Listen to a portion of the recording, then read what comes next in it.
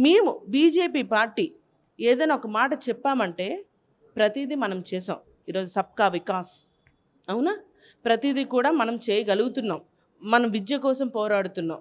వా కానీ ఈరోజు వాళ్ళు దేనికోసం పోరాడుతున్నారు? ఈరోజు ఫీజు రీయింబర్స్‌మెంట్ చేస్తామని చెప్పారా లేదా?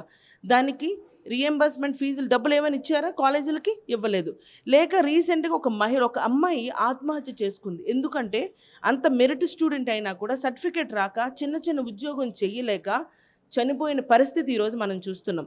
అంటే నువ్వు ఎవరికి ఏం మేలు చేశావు? చిన్న పిల్లలు గురుకుల పాఠశాల పిల్లలకి మంచి ఫుడ్ పెట్టలేని పరిస్థితిలో ఉన్నావు నువ్వు. ఆశా వర్కర్లకి జీతాలు పెంచలేని పరిస్థితిలో ఉన్నావు. రిటైర్మెంట్ ఎంప్లాయీస్‌కి నువ్వు డిఏలు ఇవ్వవు, పెన్షన్స్ ఇవ్వవు. అసలు నువ్వు ఏం చేశావని బీసీలకి న్యాయం చేస్తున్నాను, బీసీలు మా పార్టీ బీసీ అని నువ్వు చెప్పడానికి నీకేం అర్హత ఉంది రేవంత్ రెడ్డి అని మేము అడుగుతున్నాం. అంటే ఓబీసీ చైర్మన్‌గా అటువైపు షాద్‌నగర్ ఎమ్మెల్యే వీర్లపల్లి శంకర్‌ని నియమిస్తూనే ఇటువంటి అంటే 2029లో బీసీఏ సీఎం అవుతారని కూడా మహేష్ కుమార్ గౌడ్ గట్టిగా చెప్తున్నారు కదా! ఓబీసీ చైర్మన్ అనేది ఒక మామూలు పోస్ట్. ఆ పోస్టు పెద్ద సెంట్రల్ మినిస్టర్ పోస్ట్ కాదు. అంత బహిరంగంగా ప్రమాణ స్వీకారం ఏదో చేసేసి దాన్ని ఏదో హైప్ క్రియేట్ చేయడానికి చేస్తున్నారు.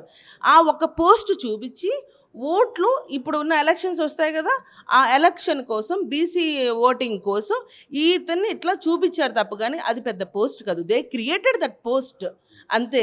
నిజంగా వాళ్ళకి ఆలోచన ఉంటే ఇమ్మవనండి. నిజం బీసీలకి పెద్ద పోస్టులు ఇవ్వనండి. పెద్ద పోస్ట్ ఎందుకు? ఇట్లా కీలక నిర్ణయం తీసుకునే పోస్టులు ఇవ్వాలి. ఇప్పుడు బడ్జెట్ ఉంది, బీసీ కార్పొరేషన్ ఉంది, అట్లాంటి నిర్ణయాలు తీసుకునే పోస్టులు ఇవ్వనండి. అవి ఇవ్వరు. వీళ్ళ చేతిలో కీలుబొమ్మగా ఉండడానికి జనాల ముందు మేము చాలా మంచి చేశాము, బీసీలకి ఎంత ఉద్ధరించేశాము అని చెప్పుకోవడానికి ఒక అలంకరణగా ఇచ్చిన పోస్టే ఈ పోస్టు. అంతకుమించి ఎవ్వరికీ కూడా ఎటువంటి ఉపయోగం లేదు. ఎవరైతే ఇప్పుడు పోస్ట్ తీసుకున్నారో ఆయనగా కూడా ఆ పోస్ట్ వల్ల ఉపయోగం లేదు. ఎందుకంటే అక్కడ అంటే ఇక్కడ తానా అంటే తందానా అనాలి తప్ప అంతకుమించి అతను సొంత నిర్ణయాలు తీసుకునే అవకాశం అనేదే లేదు.